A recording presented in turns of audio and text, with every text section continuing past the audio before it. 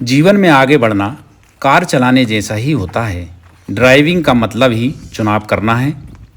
कहाँ हम कार को घुमाते हैं, हम किस गियर में हैं, हम कितनी तेज़ी से जा रहे हैं, कहाँ रुकते हैं, रेडियो पर हम क्या सुनते हैं। जब हम जीवन रूपी गाड़ी की ड्राइवर सीट पर होते हैं तो हम उसके इंचार्ज होते हैं और हमारे फैसलों के नतीजे होते हैं। अगर हम अच्छे चुनाव करना बंद कर दें तो हम खो सकते हैं, रुक सकते हैं, दुर्घटना भी हो सकती है। इसलिए अच्छे विकल्प चुनें और हम जहाँ चाहें वहाँ जा सकते हैं और जीवन के सफ़र का आनंद भी ले सकते हैं। अगर हम हर समय पीछे देखने वाले शीशे में देखते रहें तो हमें पता नहीं चलेगा कि आगे क्या आ रहा है। यदि हम इस बात की कल्पना करते रहें कि अगले कोने में क्या है तो हमको पता नहीं चल पाएगा कि हमारे सामने क्या हो रहा है। इस पल में रहना कहीं ज़्यादा संतोषजनक है। आगे के रास्ते को साफ देखना, अच्छे विकल्प चुनकर आगे बढ़ना और अपने सफ़र की हर मोड़ की तारीफ करना ही एक अच्छे जीवन रूपी गाड़ी के ड्राइवर की पहचान होती है। ऐसे ही हमारे 80 साल के इलेक्ट्रॉनिक इंजीनियर दादाजी हैं जो अपने गृहस्थ जीवन के उत्तरदायित्व व कर्तव्यों को बखूबी निर्वाह करते हुए एक सफल जीवन जिया। दादाजी के दोनों बेटे बड़े बिजनेसमैन हैं और बेटी का भी 30 करोड़ का इंजीनियरिंग वर्कशॉप है। दामाद भी एक बहुत बड़ी कंपनी के डायरेक्टर हैं।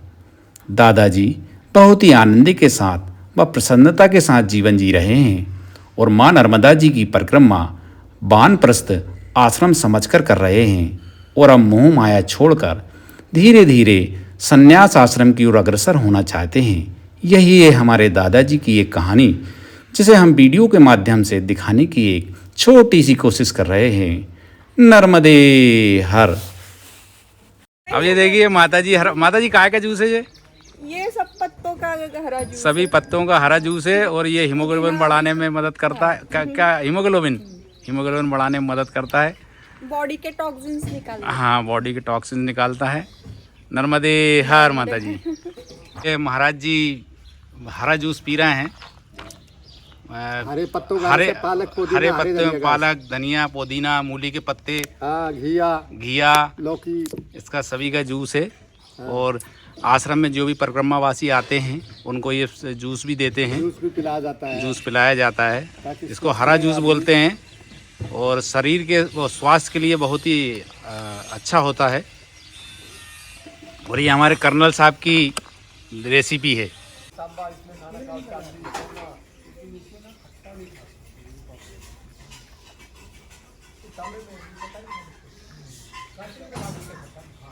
और भोजन प्रसादी की तैयारी चल रही है। माताजी भोजन प्रसादी बना रही हैं। ये है फैला हुआ माताजी नर्मदे हर। नर्मदे हर। माताजी देखिए भोजन प्रसादी बना रही हैं। और माताजी आज भोजन प्रसादी में क्या बना रही हैं आज ये पुलाव है। अच्छा, पुलाव है। दाल उसमें बीट वगैरह। अच्छा, ये दाल है, गाजर बीट। अच्छा, ये सब पकाते वक्त मिलाया गया है। उसमें तड़का जाएगा। उसमें ये तड़का लग रहा है। हाँ। और आज रोटी बनेगी और चूरमा बना हुआ है। अच्छा, चूरमा भी बना है आज। माता जी जैसे आप माँ नर्मदा जी के तट पर इतने सालों से विराजमान हैं, मतलब भक्ति के साथ सेवा परमार्थ का कार्य कर रही हैं, तो माता जी आपको कैसा अनुभव हो रहा है सब करने में? कैसा लग रहा है? आप बहुत पढ़ी लिखी हैं, इंजीनियरिंग भी आपने करी हुई है। पढ़ने लिखने का अलग बात है, वो तो कोई बात नहीं है जी। यहाँ जो सुख है वो अपन एनर्जी बोल सकते हैं। जी जी, बहुत बड़ी एनर्जी है यहाँ पे, पॉजिटिव एनर्जी। हाँ, वो अपन महसूस कर सकते हैं। जी जी, एनर्जी तो वो यहाँ से कहीं जाने का मन ही नहीं करता। जी जी, ना कहीं तीर्थ जाने का मन करता है क्योंकि मैया के दोनों तटों पे ही सारे तीर्थ हैं जी। तो मतलब बाहर कहीं और जाने का मन भी नहीं करता। ऐसा लगता है मैया को छोड़ के अब कभी कहीं नहीं जाना। माता जी ने दाल में तड़का लगा दिया है और दाल बन गई है। मैया के किनारे ही माता जी का आश्रम है तो बहुत ही सेवा भाव है। हम पहले भी माता जी के पास कई बार आ चुके हैं, बहुत ही अच्छी सेवा है। और ये भी पूरा सामान थोड़ा सा अव्यवस्थित है क्योंकि कल भंडारा रखा था माता जी ने, ये महाराज जी ने यहाँ पर, इसलिए थोड़ा सा अव्यवस्था है। अच्छा माता जी की महिमा बताए ना माता जी थोड़ी सी। महिमा बताने इतने हम शब्द ही नहीं है महिमा बताने के लिए। जी जी। और दूसरा इतने हम बड़े भी नहीं है कि दीपक सूर्य भगवान के सामने दीपक रखने जैसा है। जी, हम जी। हमारा कुछ बोलना मतलब जो मैया की जो शक्ति है वो हर रोज अनुभव करते हैं। मतलब जब से यहाँ आए हैं तब से वो सब भूल गए कि जैसे कुछ तकलीफ ही नहीं है लाइफ में। अच्छा मैया जी की कृपा से मैया के गोद में है और हमेशा यही रहना चाहते हैं, मतलब मैया के साथ में। और क्योंकि इससे बड़ा कुछ तीर्थ क्षेत्र या इससे ज़्यादा पॉजिटिविटी जो महसूस होती है इधर, वो कहीं मतलब और जगह भी है। जैसे बोलते हैं कि कॉस्मिक एनर्जी जो होती है ब्रह्मांड से आती है, वो ऐसे जो पावरफुल स्थान रहते हैं जहाँ आध्यात्मिक जागृत स्थान रहते हैं वहाँ को कॉन्सेंट्रेट होती रहती है। तो ये पूरा मैया का किनारा ही पूरा कॉस्मिक एनर्जी का वो है। इतनी एनर्जी जो मिलती है यहाँ पे, तो अपन यहाँ से समझो कहीं बाहर जाओ, अब कोई शहर का नाम नहीं लेती हूँ मैं, तो वो अपने को एक घुटन सी महसूस होती है शहरों में, क्योंकि पोल्यूशन भी बहुत है, एयर पोल्यूशन, साउंड पोल्यूशन। वो अब हमने तो टीवी भी नहीं देखा बहुत सालों से, क्योंकि वो टीवी की आवाज़ भी हमसे सही नहीं जा रही अब तो। यहाँ पे नेचुरल जैसे अपन पंछियों की वगैरह आवाज़ें सुनते हैं, तो उसके सामने वो कुछ भी हो, वो निगेटिव एक एनर्जी वहाँ से निकलती रहती है। तो मतलब इसलिए वो आवाज़ें भी हमसे मतलब सही नहीं जा रही है। ऐसे शांति वाले माहौल में रहने की आदत पड़ गई है। जी जी जी। माता जी नर्मदे हर। महाराज जी ने सभी परिक्रमा वासियों के लिए और भक्तों के लिए भोजन के लिए ये सेंधा नमक का उपयोग करते हैं महाराज जी। जो सेंधा नमक है, सेंधा नमक और ये काला नमक जो उपयोग करते हैं, ये स्वास्थ्य के लिए बहुत ही लाभदायक होता है। जी आओ, नर्मदे हर, आ जाओ, बैठ के जाओ, चाय पी के जाओ। भोजन की रहने की व्यवस्था है, आ जाओ। कहाँ से हो भाई? दिल्ली से हो? आओ बैठो। उसको चाय तो एक टाइम तो मतलब समय निकालने की बात है, बातें बातें में चाय पी लेंगे, उसके बाद भोजन करके निकलो। टारगेट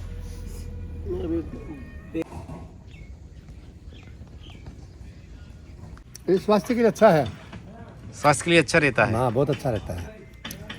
अब आप देखो बाबा जी जो है ना 80 साल में भी पैदल चलते हैं रोजाना 10-15 किलोमीटर। हमारे बाबा जी हैं 80 साल में 10 किलोमीटर पैदल चलते हैं, माँ नर्मदा जी की पैदल परिक्रमा कर रहे हैं। और भूतपूर्व इलेक्ट्रिकल इंजीनियर हैं। भूतपूर्व इलेक्ट्रिकल इंजीनियर हैं। हम कहते भी हैं कि मैया के तट पर हमें तरह तरह के लोग देखने को मिलते हैं। डॉक्टर मिलते हैं, इंजीनियर मिलते हैं, अमीर मिलते हैं, गरीब मिलते हैं, मजदूर मिलते हैं, किसान मिलते हैं, और बड़े बड़े बिजनेसमैन भी हमें मैया के तट पर परिक्रमा करते हुए, तपस्या करते हुए दिख जाते हैं।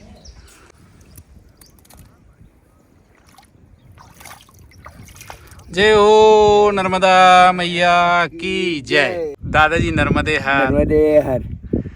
दादाजी, हमारे दादाजी जो हैं 80 साल के हो चुके हैं और माँ नर्मदा जी की परिक्रमा कर रहे हैं। और 80 साल की उम्र में हम जानना चाहेंगे दादाजी से कि 80 साल की उम्र में माँ नर्मदा जी की परिक्रमा करने का विचार मन में, या माँ नर्मदा जी के प्रति इतना भक्ति का भाव मन में कैसे आया? तो ये है एक नासिक वाले मिलिट्री के 5-6 लोगों का ग्रुप है, वो साइकिल पे परिक्रमा करते। तो नांदेड़ में आने वाले थे गोदावरी की परिक्रमा में, उस वक्त हमारी मुलाकात हो गई और उन्होंने कहा कि हम नर्मदा परिक्रमा करके आए वाले हैं। तो उनकी तरफ से मैंने ये सोच लिया। बाद में मेरे घर वाले मेरे को परमिशन देने के लिए तैयार नहीं थे, तो प्रताप महाराजा ने मेरे को घर वालों से परमिशन दिलवा दिया और उनका मैं धन्यवाद आभारी हैं आप उनका। जी दादाजी, जैसे अभी आप परिक्रमा कर रहे हैं, तो आपको कैसा अनुभव हो रहा है मैया की परिक्रमा करने में? एक बोलता हूँ, मैया के परिक्रमा करने का है तो पूरी चलते ही करना है, ऐसा मेरा ये है। लेकिन मेरे उम्र के हिसाब से मेरे को प्रताप महाराजा ने गाड़ी में बिठा के पहले भेज दिया डॉक्टर सातारकर के साथ। मैं अपना वहाँ प्रताप महाराज के आश्रम से भरूच तक गाड़ी से आया। उसके बाद 5-10 किलोमीटर चलने का मेरा ये है रिवाज है, उतना मैं 5-10 किलोमीटर चलता हूँ। फिर जो आश्रम नज़दीक नहीं होगा तो 2-4 दिन बाद ज़रा दूर होगा तो मैं लिफ्ट ले जाता हूँ, लेकिन चलना मेरा कंपल्सरी है। 10 किलोमीटर तो आप चलते ही हैं? 50 किलोमीटर चलता हूँ। मेरे को एक अनुभव ऐसा आ गया कि एक आदिवासी स्त्री, मैं नाम भूल गया वहाँ का, तो ऐसा किनारे से जाते वक्त एक चढ़ाव आया, उसके ऊपर एक झोपड़ी थी। झोपड़ी में गया, मेरे को चाय वाय दिया सबके सर का, और देखा कि वो 3 जो साधु थे उनको हकल दिया उन्होंने और मेरे को बिठा लिया। बोले ऐसा ऐसा है महाराज, चाय लिया। चाय लेने के बाद मेरे को उन्होंने मेथी के लड्डू दिए। मैं वो ज़िंदगी भर भूल नहीं सकता। लेकिन ये एक बात पक्का है कि आप परिक्रमा में लगो, आपको कुछ तकलीफ नहीं होने देगी मैया, इतनी बात पक्का है। लेकिन कौन से देश में आएंगे वो तो यही जाने। अच्छा दादाजी, आप माँ नर्मदा की परिक्रमा क्यों कर रहे हैं? इसका कुछ कारण बताएं ना कुछ। देखिए, ये क्यों कर रहा है इसका तो मेरे पास जवाब नहीं है। जी जी जी जी। सच बोल रहा हूँ। क्यों? तो ऊपर वाले ने मेरे को सब कुछ दिया है। बहुत बड़ा मकान है, बच्चों को खाने के लिए उनके जन्म भर पूरेगा उतना है। दामाद डायरेक्टर है कोई तो भी कंपनी में, बेटी का इंजीनियरिंग शॉप है, और मेरे को क्या करने का है? बस सबको दुआ लेने का, सबके लिए दुआ मिलने का, इसके लिए कर रहा हूँ, सबके लिए। क्यों तो मेरे को तो क्या सब है मिलने वाला है। अच्छा दादाजी, बोलते भी हैं कि माँ नर्मदा जी की जो परिक्रमा कर लेता है हाँ। उसको मोक्ष प्राप्त हो जाता है। ये देखिए, अच्छा काम जो कोई करेगा उसको तो मोक्ष ही मिलने वाला है। जी जी जी। और परिक्रमा में अपन निकलते हैं अच्छे काम करने के लिए ही निकलते, तो मोक्ष को तो मिलने वाला ही है। हाँ, आप बुरे काम सोच के करते होंगे तो नहीं मिलेगा मोक्ष। जी जी जी जी। 2 बेटे 1 बेटी है। 2 बेटे बिजनेस करते हैं, उनका बहुत अच्छा है। बेटी है, बेटी का इंजीनियरिंग शॉप है, इंजीनियरिंग वर्कशॉप। और दामाद जो है वो डायरेक्टर है। जी। और आपको देख के मेरी दादाजी की भी याद आ रही है मुझको। मेरे दादा 95 साल की उम्र में गुजर गए हैं, तो मैं उनसे बड़ा प्रेम करता था। तो आपको मैं देख रहा हूँ तो मुझे ऐसे लग रहा है मेरे दादाजी ही मेरे सामने बैठे हैं। कभी कभी मैं भी पता है उनका ना आपको, उनकी हमको छाँव दिखती है, तो आप मेरे दादाजी जैसे लग रहा है मुझे। तो दादाजी, आप 80 साल की उम्र में माँ नर्मदा जी की परिक्रमा कर रहे हैं, इतना पैदल चलते हैं, आपको थकान होती है क्या? थकान तो होती है, लेकिन विश्राम लेने के बाद फिर तंदुरुस्त हो जाता हूँ। फिर तंदुरुस्त हो जाते हैं जी। थकान होती है जी। लेकिन फिर तंदुरुस्त। अच्छा दादाजी, एक और मन में प्रश्न आ रहा है कि जैसे कहते हैं कि इंसान को मोह माया घेरे रहती है, तो आप जैसे कि अभी घर से बाहर निकले हैं, तो आपको भी थोड़ा सा मोह होगा अपने नाती पोते, इनकी याद आती है आपको? आप जो बोल रहे हैं वो बराबर है। मोह माया ये जो है अभी मेरी उम्र, वो अपने सनातन धर्म के अनुसार वानप्रस्थाश्रम है। यानी वानप्रस्थाश्रम का मतलब ऐसा है कि बच्चों को सबको मालूम रहना चाहिए कि ये यहाँ पर है। उनको जो कुछ सजेशन वगैरह लगेगा वो आप दे सकेंगे। और इसके बाद का जो आश्रम है वो संन्यास आश्रम, और वो भी लेने की इच्छा है संन्यास आश्रम। और ये संन्यास आश्रम की पूर्व तैयारी मेरी चल रही। वानप्रस्थ आश्रम में हूँ जी और संन्यास आश्रम लेने की तैयारी कर रहा हूँ। जी जी यानी मोह माया जो कुछ किया है पीछे वो सब छोड़ दे के संन्यास लेने के लिए जो बेस है वो तैयार कर रहा हूँ। और मैं तो ये बोल रहा हूँ कि हर आदमी ने कम से कम जीवन के 40 साल के पहले महाभारत पढ़ना चाहिए। महाभारत में जितना लिखे वाला है उतना कोई से भी इसमें नहीं है। मैंने बाइबल तो नहीं पढ़ा लेकिन कुरान पढ़ा, महाभारत तो बहुत पढ़ा हूँ, लेकिन महाभारत में जो है वो किसी में भी नहीं। और क्या बोल के मत पढ़ो कि इसमें क्या ज्ञान दिया है वो देखो और फिर सनातन धर्म को जोड़ो उसको, यानी फिर सनातन धर्म कितना बड़ा है ये समझेगा। है वो निर्मल स्वच्छ है और आदमी कभी भी अच्छे विचार आने के लिए अच्छा देखना चाहिए। ये सब देखिए क्या है, अपना धर्म इतना ये नहीं है कि देखा काटो खाओ। मैया के किनारे आप बैठे हैं, मैया की मां नर्मदा जी के आप दर्शन कर रहे हैं। कल कल करता हुआ जल मैया का हमें लग रहा है, कितना अच्छा लग रहा है। पक्षी चहक रहे हैं, ये सब कैसा लग रहा है आपको? अरे ये क्या बोलूँ मैं इसीलिए तो शाम सुबह आके बैठता हूँ जहाँ पर मेरे को टाइम मिलेगा उस वक्त। यही है नदी के किनारे बैठने का वही फायदा है, दिल को शांति मिलती है, सब भूल जाता है, ये बहुत बड़ा फायदा है। ये जो मैया है, मैया का जल आप देखो कि कितना ऐसा यानी तरल झुंझुनता हुआ, और उसके तरफ देखा तो एक प्रकार की प्रेरणा आ जाती है कि ये कितना सुंदर दृश्य है। अच्छा दादाजी, आपने 80 साल का जीवन जिया हो तो उसका थोड़ा सा अनुभव बताएं ना। देखिए एक थोड़ी सी स्टोरी बोलता हूँ मैं। जी आस का बाप, निराश की माँ, होते का बहन, ना होते का दोस्त, पैसा साथ जोरू गाट।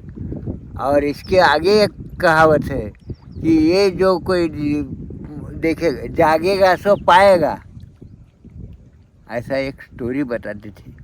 वैसा आदमी पूरे उम्र में क्या करता है, मैं ये मेरा वो मेरा ऐसा करते भागते यानी सांस जैसा फूलता है वैसा भागते रहता है, और एक दिन मर जाता है।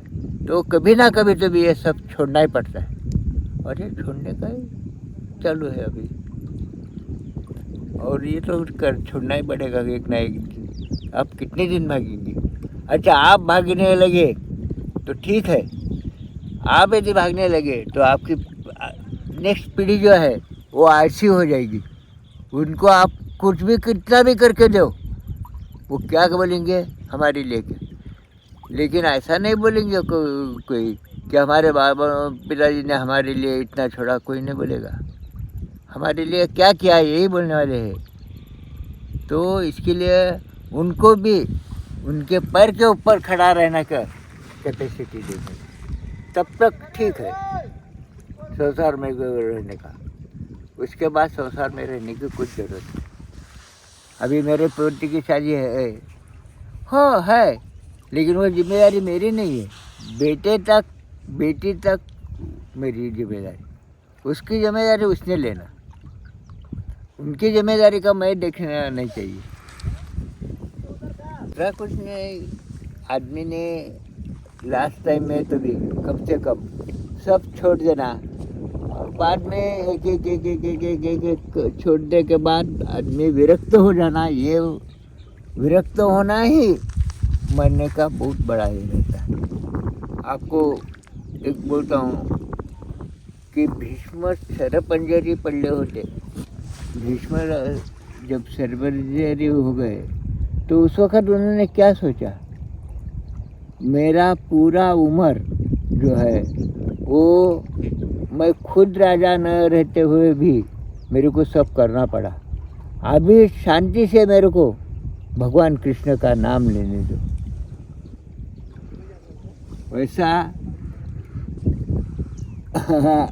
ऐसा ही है उम्र में, तो शांति से नाम लेने का, घर का सब भूल जाने का, इसीलिए मैं परिक्रमा में आया। जी जी जी। ये परिक्रमा का मेरा मेन मकसद ये है कि परिक्रमा तो करने के, शांति से नाम लेने का। मैं भागना दौड़ना इसका मैं दम से जितना होगा उतना कर रहा हूँ, और ये संन्यास आश्रम की पूर्व तैयारी बोल के कर रहा हूँ। 10-12 किलोमीटर पैदल चल रहे हैं डेली, तो इससे आपको कुछ लाभ हुआ? कुछ 5 किलो वजन तो कम हो गया जी। हाँ? तो आपका बीपी भी खत्म होगा, मतलब समाप्त हो गया? 130 है। अच्छा 130 मतलब नॉर्मल आ गया। 130-60। हाँ। और घुटने का दर्द? कम है पहले से। मतलब परिक्रमा पूरी होते होते घुटने का दर्द भी आपका समाप्त हो जाएगा? हो जाएगा लगता है हो जाएगा बोल के, और होने वाला ही है क्या जी। और 4-5 किलो वजन में कम करने वाला हूँ, जी। क्योंकि खाने के ऊपर मैं बहुत कंट्रोल रखता हूँ। हाँ।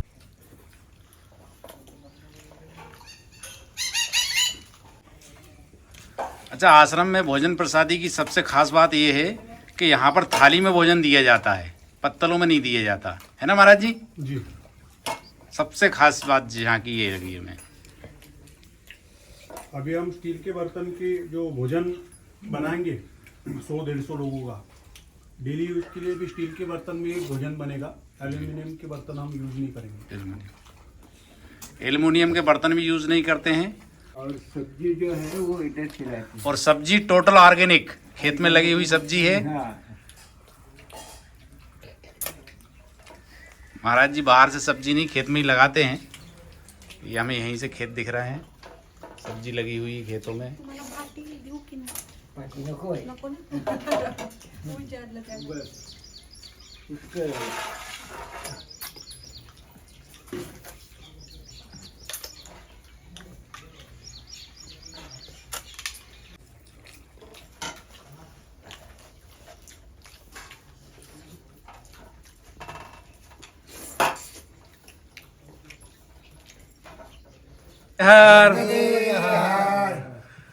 अच्छा, आप सभी परिक्रमावासी हैं, परिक्रमा कर रहे हैं माँ नर्मदा जी की, तो कैसा लग रहा है आपको? बहुत आनंद आ रहा है। स्वर्ग का वास, स्वर्ग का वास, अच्छा, स्वर्ग जैसा लग रहा है, आनंद आ रहा है। आनंद आ रहा है कि हम स्वर्ग में बैठे हैं।